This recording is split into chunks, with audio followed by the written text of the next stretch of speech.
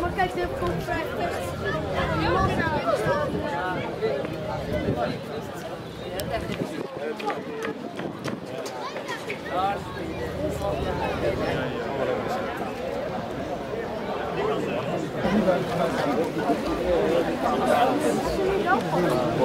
Ja?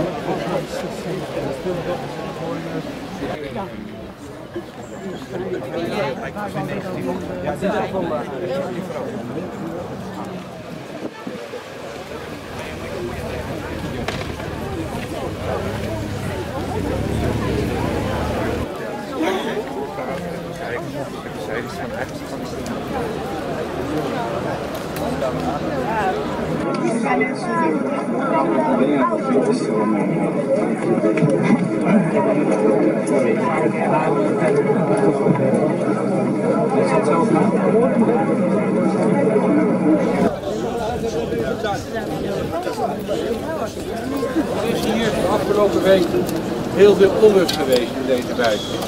Er zijn auto's in de brand gegaan, auto's beschadigd en mensen voelden zich niet veilig op straat. En waar ik ontzettend dankbaar voor ben, is dat de Marokkaanse gemeenschap, de vereniging van de Marokkaanse maatschappelijke groeperingen en de moskee donderdag stelling hebben genomen. Hebben gezegd, dit is onze wijk. We moeten hier op een vreedzame manier samenleven. Marokkaanse Nederlanders, Nederlanders, Turkse Nederlanders, we vormen één eenheid in deze wijk. En vandaar dat we besloten hebben om dat te laten zien door middel van deze demonstratie. Het is ook een duidelijk statement, een duidelijk signaal aan onze Edenaren. Wij zijn ook Edenaren, dat wij tegen onrust en tegen de brandstichting zijn, ongeacht de afkomst, ongeacht wie het daar heeft.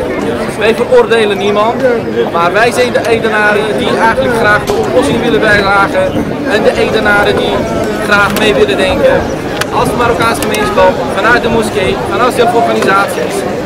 En nogmaals, bedank jullie hartelijk.